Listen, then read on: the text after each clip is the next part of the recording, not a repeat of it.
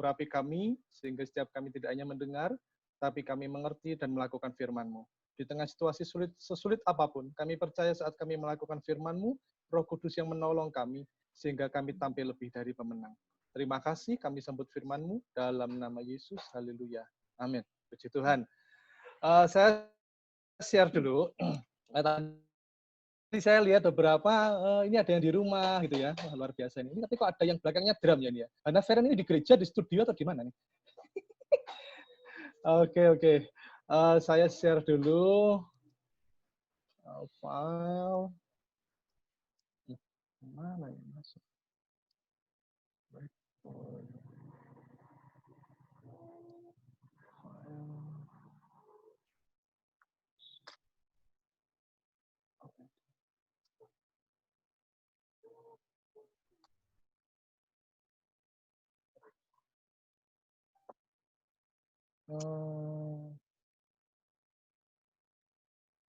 Bentar.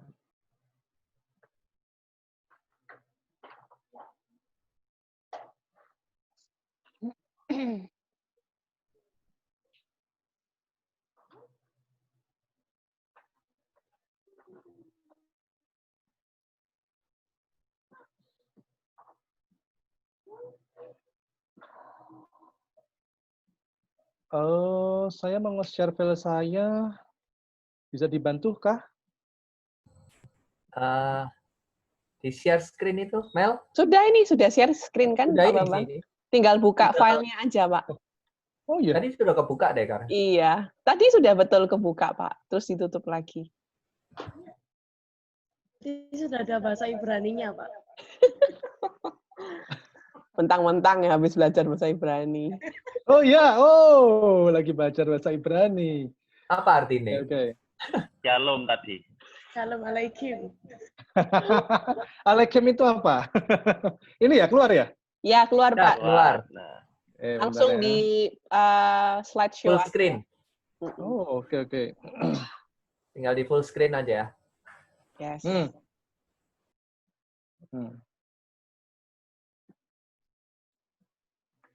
Ya, nah, keluar ya. Shalom itu ya. Oke. Ini Youth GBT baru pertama kali ini adakan Zoom atau sebelumnya kemarin-kemarin ya?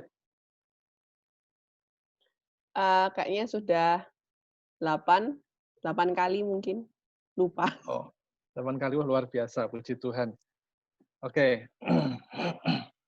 Seperti biasa, makan buah nangka di waktu pagi, sudah kusangka pasti ketemu lagi. Iya, puji Tuhan. Nah, tentu kita langsung aja. Judul yang akan saya sampaikan tentang hidup adalah perlombaan. Tadi saya dengar beberapa ada yang sulit ya, sampai katanya kacamatanya double karena online terus sampai 6 jam, 7 jam. Saya juga punya teman, dia dirumahkan. Ada juga yang masuknya seminggu masuk, seminggu tidak masuk. Saya tanya gajinya gimana? Ya setengah, Pak, setengah gajinya. Yang dirumahkan, ya tambah sedikit. Malah ada yang dipecat gitu ya, dikeluarkan. Jadi hidup itu memang adalah perlombaan. Apalagi di masa-masa seperti ini, kita mau tidak mau harus berlomba. Bukan maksudnya bukan berlomba untuk cari duit, cari sukses, cari berhasil, tidak. Tapi berlomba untuk kita ini lebih mengasihi Tuhan, berlomba untuk kita lebih berkenan di hadapan Tuhan. Nah, langsung kita lihat ayat firman Tuhannya di dalam Ibrani pasal 12 ayat 1 sampai dengan 2. Ya, saya bacakan. Karena kita mempunyai banyak saksi, bagaikan awan yang mengelilingi kita, marilah kita menanggalkan semua beban dan dosa yang begitu merintangi kita, dan berlomba dengan tekun dalam perlombaan yang diwajibkan bagi kita. Marilah kita melakukannya dengan mata yang tertuju kepada Yesus, yang memimpin kita dalam iman, dan yang membawa iman kita itu kepada kesempurnaan, yang dengan mengabaikan kehinaan tekun memikul salib, ganti sukacita yang disediakan bagi Dia, yang sekarang duduk di sebelah kanan tahta Allah. Nah, kita akan membahas 2 ayat ini saja. Mungkin nanti ada 1-2 ayat, tapi hanya sebagai referensi saja. Yang pertama, kita ini mau tidak mau, ya harus mau. Karena kita harus turut dalam perlombaan ini. Ya, bahkan siapapun itu, saudara mau percaya Yesus, tidak percaya Yesus, tetap dalam perlombaan. Hidup itu adalah perlombaan. Di situ dikatakan ada tertulis kata-kata ayat pertama itu diwajibkan. Ya, kalau diwajibkan itu ya mesti ikut. Nah, oke. Kita lihat Ibrani pasal 12 ayat 1 dikatakan ada namanya saksi. Saksi ini siapa ini? Apakah saksi palsu? Bukan ya. Dalam bahasa aslinya saksi itu adalah martus. Artinya martus itu adalah martir atau saksi iman. Makanya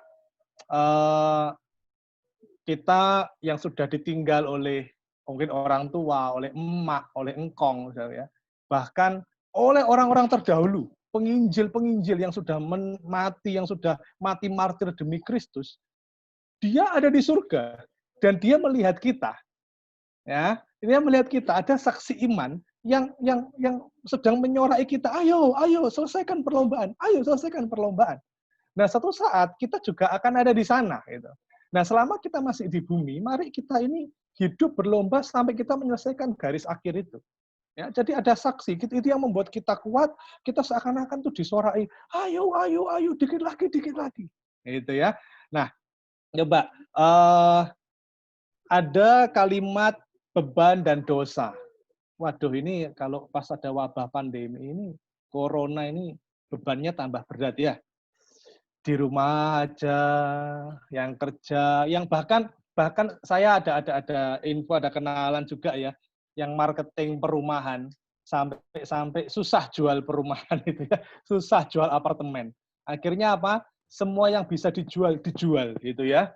Mau jual masakan, mau jual sabun, mau jual mobil, semuanya yang bisa dijual ya.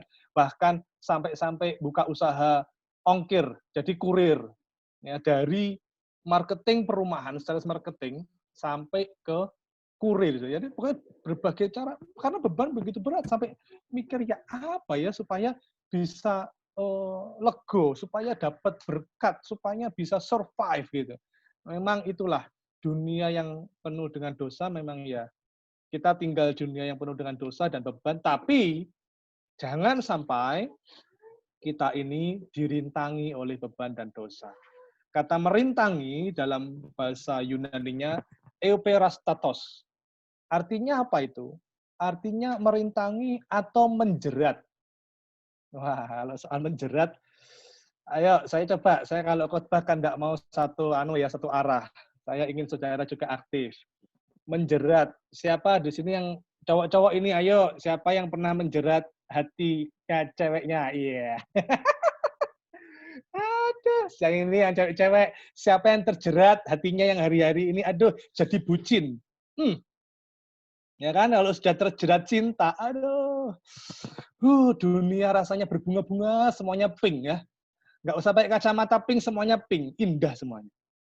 Tapi ngomong-ngomong kata menjerat ini tadi, merintangi, euperistatos, saya teringat dulu waktu saya awal-awal ngontrak rumah, itu ya, awal-awal nikah ngontrak rumah, itu ada tikus. Dan menjerat tikus itu bisa pakai jebakan yang kotak itu, atau bisa pakai racun tikus, tapi satu lagi pakai lem tikus. Ya, pernah ya? Tahu ya? Pernah nggak masang jebakan tikus pakai lem tikus? Terus tangan kita kena lemnya gitu. Susahnya minta ampun gitu kan. Waduh, aduh, sampai gini kita cuci gitu kan. Dan besoknya kita lihat, besok paginya, yang terjerat tidak hanya tikus. Cecak, kecoa, bahkan saya pernah dapat tokek. Waduh, sudah tidak bisa keluar. Udah itu tokeknya sudah merontak kayak apapun percuma. Karena lemnya lebih kuat. Ya. Nah, hati-hati dengan beban dan dosa yang merintangi, jangan sampai kita terjerat. Nah, nanti saya akan bahas lebih lagi. Dan berikutnya ada kata tekun. Tekun di dalam bahasa Yunani hupomone. Hupomone ini, ya. Ini ya. Siapa tadi yang belajar bahasa Yunani, maaf ya. Bahasa Yunani, bukan Ibrani. Kalau Ibrani perjanjian lama. Siapa tadi? Hannah Feren ya? Belajar bahasa Yunani ya. Nah, ini ya. Hupomone itu patience atau sabar ya. Bukan sabar yang gimana, tapi sabar menanggung penderitaan, sabar menanggung cobaan, sabar menanggung ujian ini loh. Masalah yang hari ini terjadi. Oke, saya itu tadi pendahuluan, sekarang saya akan masuk poinnya. Sebenarnya yang paling penting di dalam perlombaan itu bukan soal hadiahnya, bukan soal juara 1, juara 2, juara 3, bukan. Yang terpenting di dalam perlombaan juga bukan nanti dapat reward, dapat hadiah sekian puluh juta, sekian ratus juta, bukan. Tapi yang paling penting di dalam perlombaan adalah menyelesaikan perlombaan itu. Ya, jadi jangan berpikir aku harus juara 1. Kalau orang itu berambisi harus juara 1, berbahaya loh. Iya, kalau dia dikuasai Roh Kudus, hidupnya takut akan Tuhan. Tapi kalau enggak, aku harus juara 1. Lek perlu jegal yang lain, ngikut yang lain, aku harus juara 1. Enggak penting juara 1, 2, 3 itu. Yang penting menyelesaikan pertandingan. Ya, yang penting itu menyelesaikan pertandingan. Saudara mungkin juara 10, juara 15. Yang penting selesai pertandingannya gitu loh. Saudara sudah sampai garis akhir.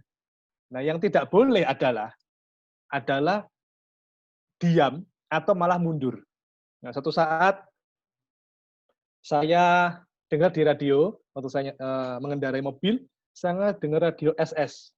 Tahu ya SS ya? Suara sopir. Ya, itu SS ya.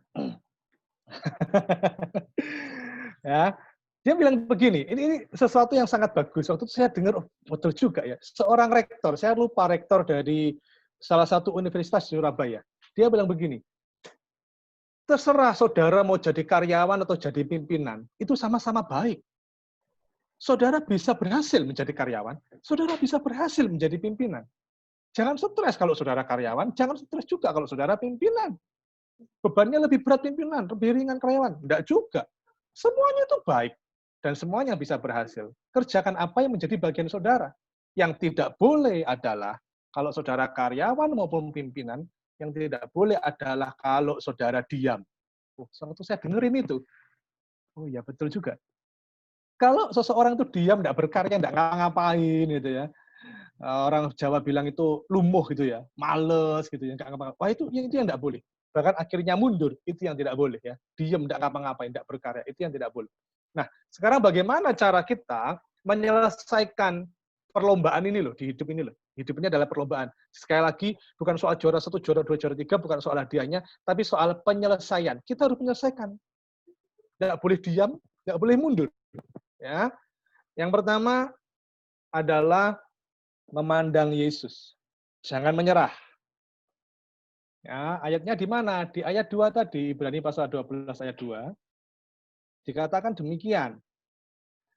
Marilah kita melakukannya dengan mata yang tertuju kepada Yesus yang memimpin kita dalam iman dan yang membawa iman kita itu kepada kesempurnaan yang dengan mengabaikan kehinaan tekun memikul salib ganti sukacita yang disediakan bagi dia yang sekarang duduk di sebelah kanan tahta Allah.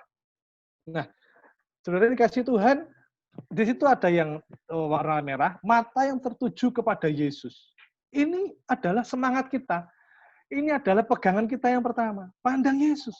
Kalau kita lihat itu ada gambarnya, itu gambar apa ya? Ini gambar Olimpiade zaman dulu. Ya. Jadi Rasul Paulus, penulis kitab Ibrani ini sedang membuat metafora kepada orang percaya saat itu. Ayo berlomba, seperti orang-orang di Olimpiade itu loh. Zamannya Rasul Paulus masa sudah ada Olimpiade? Sudah. Olimpiade itu malah sebelum Masehi sudah ada.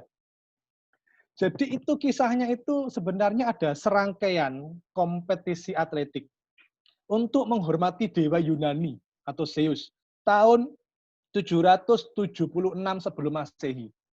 Ya, sedangkan Rasul Paulus kan sudah masuk di zaman Masehi.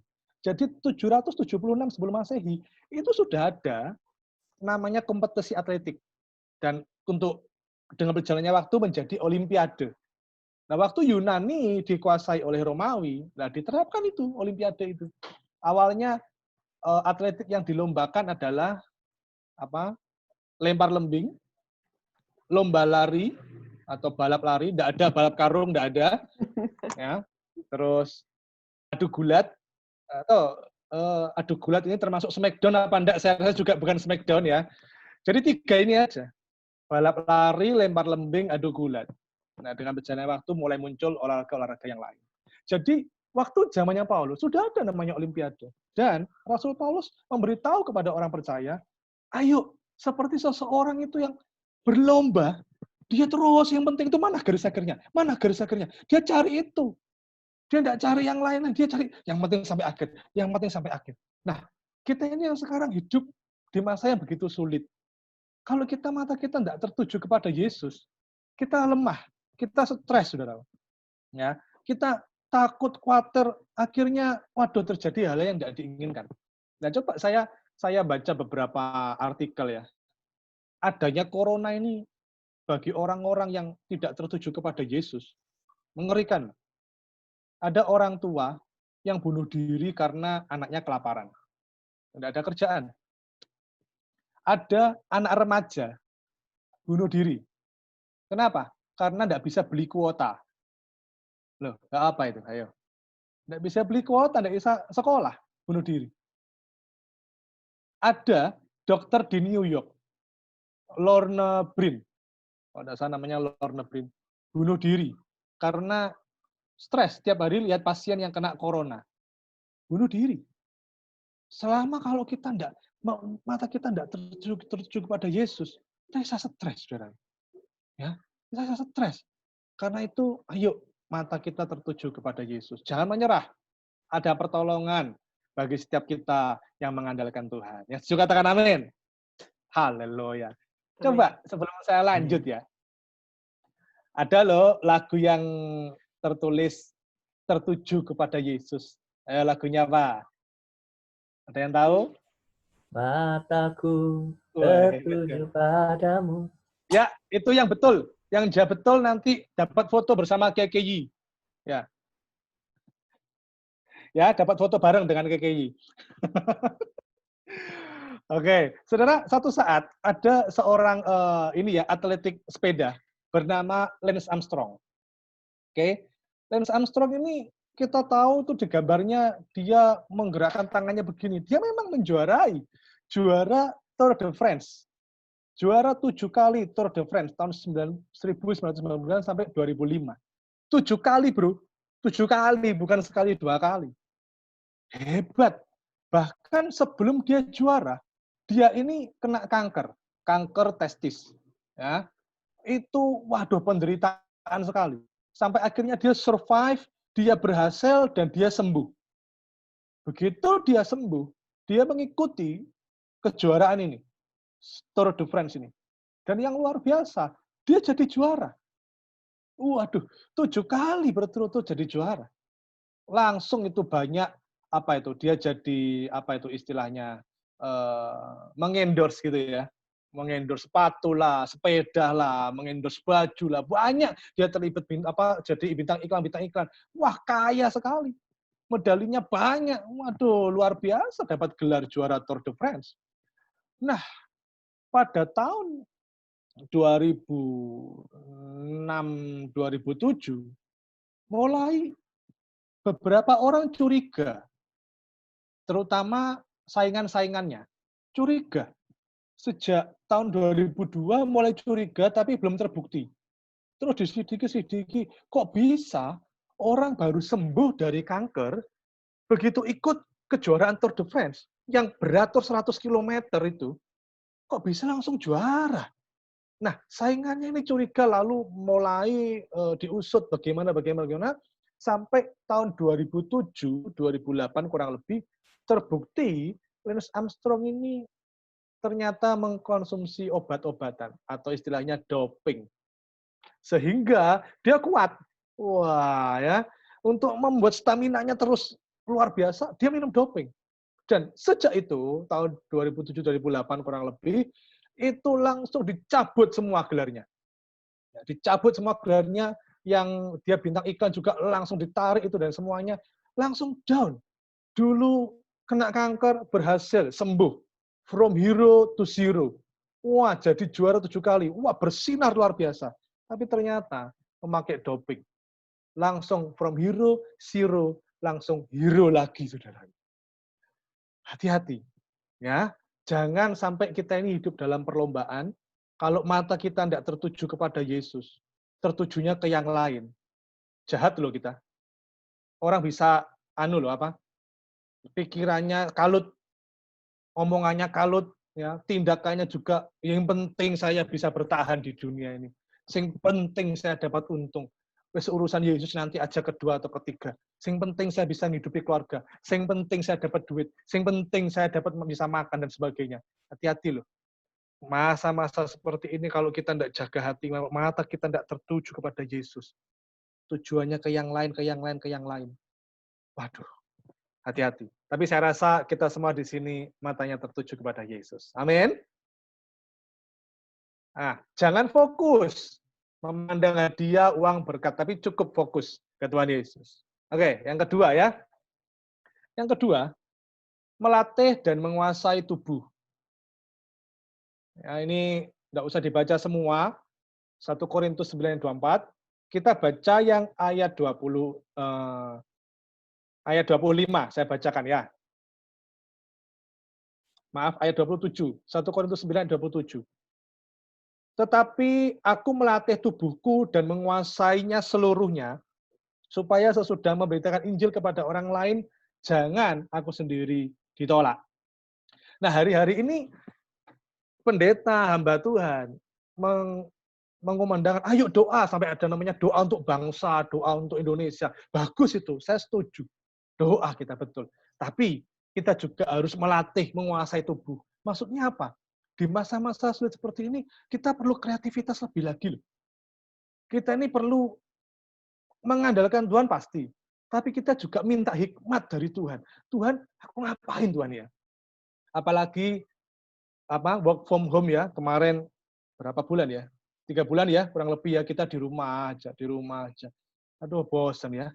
Awalnya mungkin seminggu masih enak ya, kayak liburan gitu ya. Tapi setelah itu 2 minggu, aduh ngapain ya? Nonton drakor sampai nangis-nangis ya sudah, gitu kan? Ini lagi nunggu ini, Tren to Busan yang kedua. Siapa itu judulnya? Peninsula, apa itu? Nah, itu siap ditunggu itu nanti bulan Juli. Tren to Busan yang kedua, opo sih judulnya? Peninsula apa itu ya? Saya disuruh jadi zombinya, saya tidak mau. Nggak mau saya. Oh, saya pendeta jadi zombie. Ya, mau ngapain lagi? Bosen loh di rumah, saudaraku ya.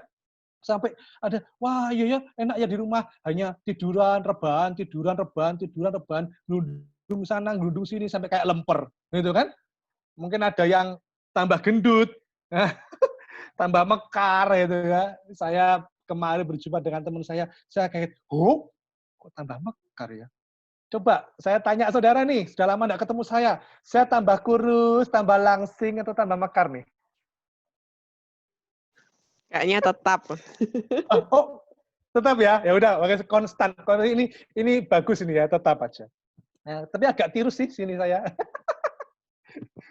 Nah, maksud saya begini, kita ini harus melatih menguasai tubuh. Maksudnya apa? Maksudnya kita ini harus kreatif di masa-masa seperti sekarang. Kita tidak bisa, kita ini memasuki new normal, kita tidak bisa cara kerja kita, cara pelayanan kita, bahkan doa kita harus didobelkan, dikali 2 lagi. Masa waktunya diperbanyak lagi. Kita harus cari ide, kreatif, belajar terus, disiplin, tidak malas. Ini kita memasuki era yang baru loh. Kalau kita ini tidak menggenjot tubuh kita, penguasaan diri ini, kita bisa tergilas ini. Nah, contoh ya. Kita tahu kisahnya Yusuf. Ya, Yusuf itu menjadi orang nomor 2 di Mesir. Ya. Tapi yang luar biasa gini. Yusuf itu kan orang yang tidak berpendidikan. Ya kan? Tidak berpendidikan. Dia jadi pembantu di rumah Potifar. Dia jadi napi, ya toh, jadi di penjara. Terus tiba-tiba dapat penglihatan, terus dapat menafsirkan mimpi sang raja. Diberitahu bahwa nanti Mesir akan mengalami 7 tahun masa kejayaan, berikutnya 7 tahun masa kelaparan. Ya Pak, itu ya. 7 tahun masa kejayaan, 7 tahun masa kelaparan. Sehingga Yusuf diangkat menjadi orang nomor 2 di Mesir setelah Firaun. Pertanyaannya begini sekarang. Yusuf ini kan tidak berpendidikan. Orang biasalah bilang begitu ya. 7 tahun masa kejayaan, terus setelah itu 7 tahun masa kelaparan. Kira-kira loh 7 tahun ini, dia ngapain? Ayo, untuk mempersiapkan masa 7 tahun kelaparan itu loh. Oh ya Pak, buat gudang Pak, untuk nimbun gandum Pak, dan sebagainya. Saya mau tanya, di sini ya, ada nggak yang pernah nyimpen beras? Sebulan, 2 bulan. Ada kutunya kan? Ya kan? 3 bulan, wah kutunya banyak, gitu kan? Nanti 6 bulan jadi sawah itu ya. Kan gitu. Lah ini loh, 7 tahun masa kelaparan, berarti itu tidak ada benar-benar kelaparan. Jadi dipersiapkan 7 tahun sebelumnya di masa kejayaan. Dengan hikmat yang dari Tuhan, dia bisa menimbun gandum dan sebagainya sehingga tidak kesulitan di masa kelaparan. Nah, saudaraku, mari kita di masa-masa yang sulit ini tetap cari Tuhan ya, minta hikmat Tuhan, kreatif seperti apa ya. Kalau dulu kemarin-kemarin tidak bisa nabung, atau mungkin punya tabungan, ya haleluya. Tapi hari-hari ini, ayo kita kreatif gitu ya. Caranya gimana ya? Supaya di masa-masa seperti ini, saya bisa menyelesaikan perlombaan ini Tuhan. Saya nggak soro hidup saya. Saya kerjaan tetap berhasil. Bukankah aku ini anak Tuhan? Aku tidak mau kena imbasnya. Saya percaya Tuhan pasti mendengar doa kita. Nah, banyak yang bisa kita lakukan. Kalau saya tanya satu-satu ya, tapi kelamaan kalau saya tanya satu-satu ya. Saya aja. Kemarin waktu di rumah, banyak yang bisa diperbuat. Awalnya, aduh ngapain ya, ngapain gitu ya. Istri saya masak, open PO gitu kan. Buka-buka siapa yang mau pesen dan sebagainya. Terus anak saya juga gitu. Baik anak saya yang pertama violin maupun yang kedua selin. Ngapain di rumah? Oh di rumah sekolah online ya hanya sejam 2 jam selesai. Bosen. Akhirnya mereka berkreasi. Ada yang anak saya yang pertama itu masuk kamar dikunci kamarnya. Terus ngapain ini ya? Terus dia sempat keluar ke kamar mandi, saya lihat, loh, kok pakai make up? Masih remaja, ini naik kelas 8 dia. Ngapain ini ya? Terus begitu beberapa jam selesai, dia nunjukin foto. Ternyata dia coba jadi foto model. Ya, masih belajar. Jadi itu tembok kamar, itu ditempeli koran. Terus dia foto cekrek. Wih, cantik loh. Apik hasilnya. Sungguhan, hebat ya. Waduh, luar biasa kok bisa ya. Terus besoknya lagi, kreasi lagi. Temboknya enggak ditempel koran, ditempeli selimut. Itu juga gitu. Loh, cekrek. Wah, cantik ya. Anak saya kecil, Selin juga gitu. Berkreasi, ngapain ya? Nyanyi, masukkan YouTube. Wah, ini bapaknya enggak mau kalah. Anak yang kecil nyanyi masuk YouTube, bapaknya juga berkreasi. Buat konten di YouTube. Wah, saya buat konten di YouTube. Ya, buka aja nanti. Namanya Bambang Sujatmiko. Ada lagu-lagu saya ngubah lagu nih. Lagi nyembah Tuhan, jam 12 malam, gitu ya. Main gitar, jam 12 malam tiba-tiba ada Tuhan memberi inspirasi lagu, saya buat lagu. Sore-sore, lagi nyembah lagi, ada inspirasi lagu, buat lagu lagi. Masukkan sudah. Di YouTube, ada itu. Jangan lupa ya, like and subscribe. Jangan lupa. Ya, jadi banyak. Ya, sebelum saya masuk di poin ketiga, kita lihat ini. Kita ini akan masuk di new normal. Ada sesuatu kesulitan sedang menghadang kita loh. Ya, semuanya. Gereja pun juga sulit. Mau ibadah, izinnya begini, protokolnya begini. Kita kerja ataupun yang kuliah juga mengalami kesulitan. Tapi jangan khawatir. Selalu ada kesulitan dalam setiap kesempatan, dan selalu ada kesempatan di dalam kesulitan. Perbedaannya antara kesulitan dan kesempatan terletak pada sikap kita memandangnya. Kalau kita memandang itu kesulitan, kita menyerah, stres, depresi, tertekan, ngamuk-ngamuk, saudaraku ya. Tapi kalau kita memandang itu kesempatan, kerjakan, ya, selesaikan. Ya, kita tidak tahu apa yang terjadi hari esok. Kita tidak ngira kan tahun 2020 akan terjadi seperti ini. Kemarin begitu kita masuk tahun baru Januari, Happy New Year, wah berdoa masa kejayaan itu kan, ini masa panen yang luar biasa itu kan, dan sebagainya. Ini adalah masa aku dipromosikan Tuhan, jeketek, nah, itu kan. Maret terjadi kayak pandemi wabah gini. Tahu istilah jeketek? Itu bahasa Korea ya, jeketek. Terjadi musibah seperti ini. Kita tidak tahu yang terjadi hari esok gimana. Gimana saya kerja? Gimana keluarga saya? Gimana ini gereja? Gimana pelayanan? Banyak waktu bulan Maret, April, Mei kemarin. Ya, itu pelayanan saya di cancel banyak itu. Sampai saya di rumah aja. Ya kan? Tapi meskipun di rumah aja, saya kreatif loh. Wah, ya toh? Saya belajar memasak. Woi, biasanya istri saya yang masak, sekarang ganti saya belajar masak. Dan berhasil. Ya, saya buat nugget tempe, berhasil. Saya buat sop tahu pedas, berhasil. Saya buat kangkung bekecot, berhasil. Loh, kan? Bakmi goreng spesial, berhasil. Lomi, berhasil. Dan itu dibuka open PO, banyak yang pesan. Mereka tidak tahu kalau yang masak saya. Dikira istri saya. Ya, tak? Kita tidak tahu terjadi hari esok apa. Tapi ini, coba kita bisa garis bawahi kalimat ini ya. Ya, kita bisa mempercayai Allah kita yang Maha Tahu untuk masa depan yang tidak kita tahu. Kita bisa mempercayai Allah kita yang Maha Tahu untuk masa depan kita, masa depan yang tidak kita tahu.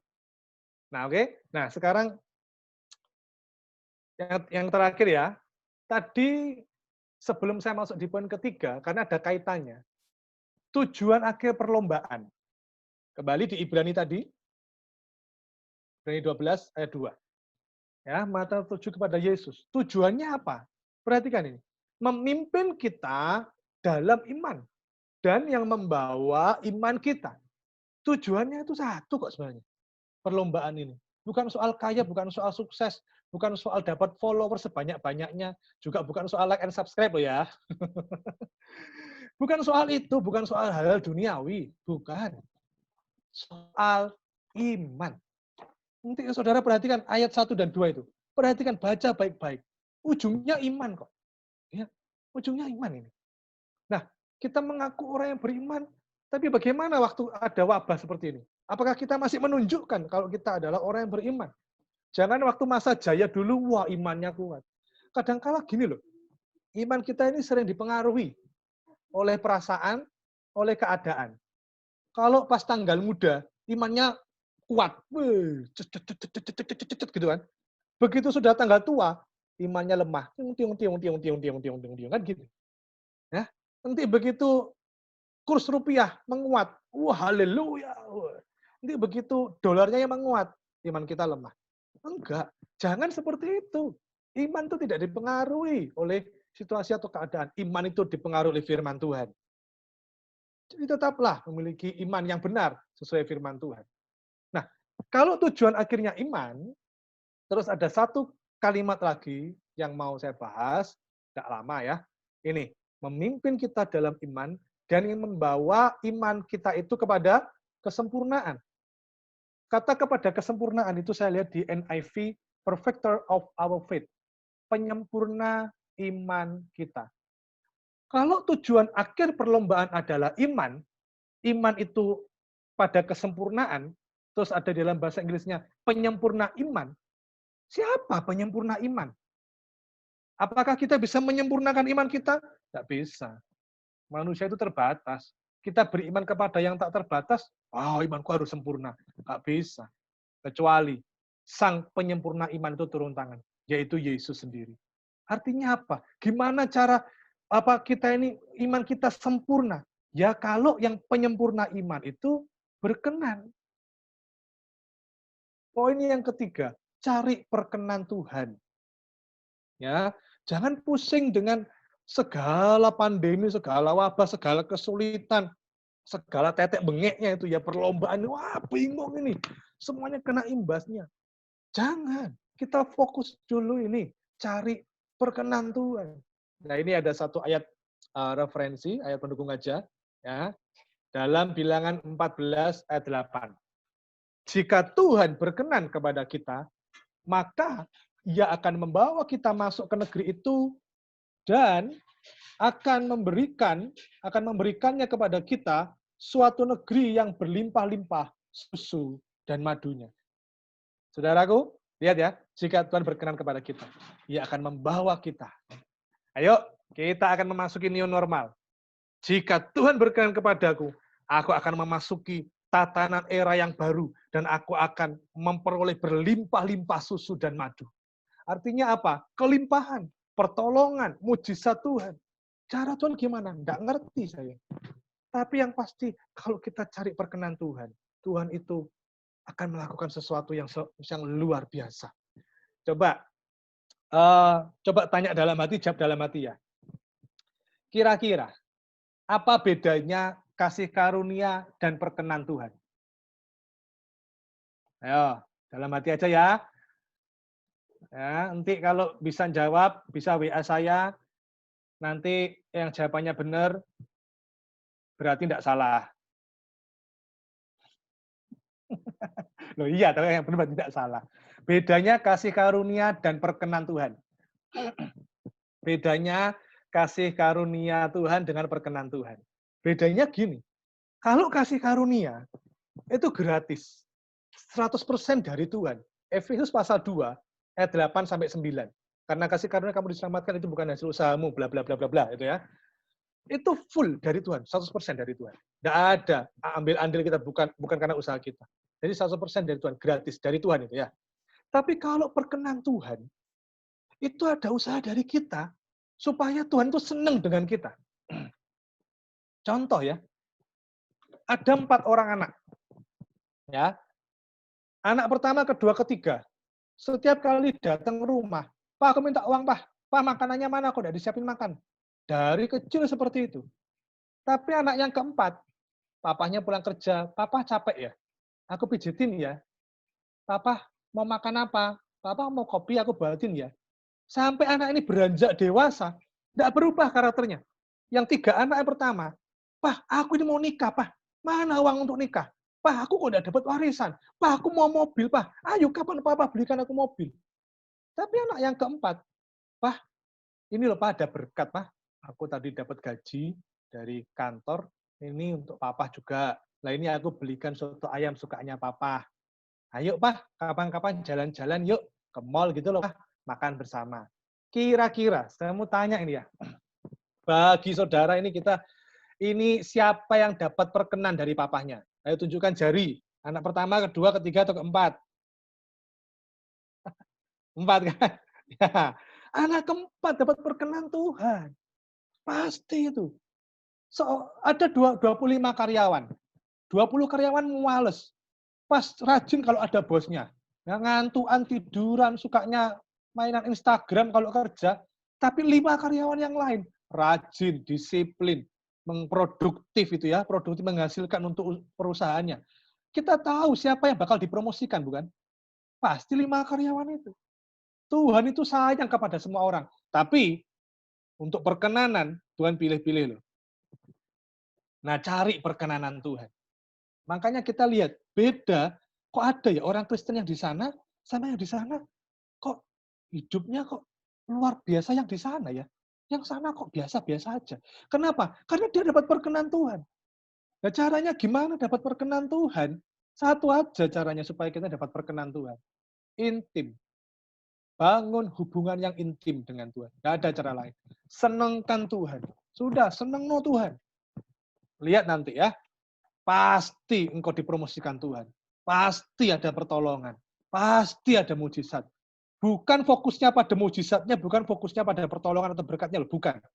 Fokusnya pada perkenan Tuhan. Cari perkenan Tuhan. Suka menyembah, suka doa. Pasti nanti kita akan berbeda dari orang-orang lain. Nah, ini ya, pada penghujungnya, kita harus menyelesaikan perlombaan. Ya, harus menyelesaikan. Gimana caranya? Yang pertama, mata tertuju pada Tuhan. Yang kedua, melatih dan menguasai tubuh. Harus kreatif. Punya ide, minta hikmat Tuhan. Tuhan, saya orang yang tidak pinter, Tuhan. Loh, tidak ada orang lahir langsung pinter, tidak ada. Orang lahir langsung jadi bos, tidak ada. Itu mungkin hanya ada di film kartun Baby Boss. Kan gitu kan. Tapi nggak ada, semua orang itu perlu belajar. Berdoa, minta hikmat Tuhan. Pasti ada caranya. Ya. Dan yang ketiga, cari perkenan Tuhan. Saya tutup dengan satu kisah nyata. Ya. Ada seorang bernama Florence Chadwick. Seorang perempuan bernama Florence Chadwick tahun 1952. Dia seorang perenang dan dia mau menaklukkan lautan. Dia mau berenang sejauh 42 km dari pantai California ke Pulau Catalina. Jadi ini renangnya bukan di kolam renang ya, bukan lomba-lomba di kolam renang, tapi di lautan. Bayangkan di lautan, ini kalau bisa berhasil renang dari lautan ke lautan, itu para hiu mesti minder. Aduh, kalah gue gitu ya. Para hiu mesti minder semua itu. Ya. Nah, Florence Chadwick ini berenang itu dari California ke Pulau Catalina itu sejauh 42 km. Kalau saudara mau membayangkan 42 km seberapa ya? Oke, Surabaya, Mojokerto, lewat tol, itu 36 km. Nah, Surabaya, Mojokerto lewat tol, 36 km. Percaya saja, saya sudah cek di Google. Gitu ya. Nah, ini bayangkan, 42 km. Di laut loh ya. Lautan luas loh. Nah, mulai ini. Florence mulai berenang. Tiba-tiba ada kabut. Kabut yang begitu tebal yang menghalangi pandangannya. Dia coba berenang lagi. Udara yang dingin mulai merasuk tubuhnya. Dia mulai capek ya. Di lautan yang kadar garamnya begitu tinggi. Sudah ada kabut, capek. Tapi terus dia berenang. Sampai dia berusaha terus, kok lama-lama nggak sampai ya. Ini tujuannya masih benar enggak? Dan dia mulai merasa dia toleran, wah salah ini ya. Ini kesasar ini kayaknya. Waduh ya apa ini. Tapi dia coba lagi. Sampai akhirnya dia menyerah. Karena kayaknya sudah kehilangan arah. Tidak jelas ini kena kabut. Ya, wah kehilangan arah ini kayaknya. Dan dia menyerah. Betapa menyesalnya dia karena dia menyerah. Kenapa? Karena sebenarnya tujuannya yaitu Pulau Catalina ini sebenarnya hanya kurang 1,5 km. Dikit lagi sudah nyampe, kurang 1,5 km sebenarnya. Tapi dia sudah nyerah. Oke, itu menurut beberapa orang, wah gagal ini Florence ini. Ya udah, ya gagal. Tapi yang luar biasa, dia tidak nyerah. Coba lagi, ditaklukkan lagi itu lautan. Dia mulai beberapa waktu berikutnya, dia mulai lagi renang. Dia coba lagi. Dan benar, ada kabut lagi. Kabut menghalangi pandangannya. Dia terus renang. Dengan capek yang haus gitu ya. Kena debu ombaknya begitu kuat, dia terus renang. Sampai akhirnya dia bisa mengalahkan kabut itu dan dia sampai di Pulau Catalina. Waduh, jadi sejarah itu. Ya, Florence Chadwick menyeberangi dari pantai California ke Pulau Catalina. Berhasil sampai di Pulau Catalina 42 km. Waktu diwawancarai, kok berhasil kamu? Apa resepnya ini? Kuncinya apa kok berhasil? Kan banyak tantangannya di lautan, itu kan? Dia mungkin di lautan tidak ketemu sama Finding Nemo, tidak ketemu. Ya. Tapi ditanya, apa yang membuat kamu bisa sampai sana? Jawabannya satu. Karena saya hanya membayangkan Pulau Catalina. Tujuan saya Pulau Catalina. Saya membayangkan sebentar lagi sampai di Pulau Catalina. Saya membayangkan itu terus Pulau Catalina. Dan benar, akhirnya saya sampai di Pulau Catalina. Saudaraku, ayo hari-hari ini jangan pandangan kita dihalangi oleh kabut-kabut dunia, ya, kabut-kabut wabah ini ya, pandemi ini. Banyak situasi yang sedang terjadi ini membuat orang tertekan. Orang yang baik bisa jadi jahat, orang yang dulunya penuh kasih bisa dingin kasihnya. Bahkan orang yang dulunya tulus bisa licik sekarang. Orang yang dulunya suka berbagi sekarang bisa egois. Hati-hati. Jangan sampai keadaan situasi menguasai kita. Kabut itu ya, suasana hari-hari ini itu jangan sampai menguasai kita sehingga kita tidak berkenan di hadapan Tuhan. Tetap tertuju pada Tuhan, latih dan menguasai tubuh, cari berkenan Tuhan. Tuhan Yesus memberkati. Amin.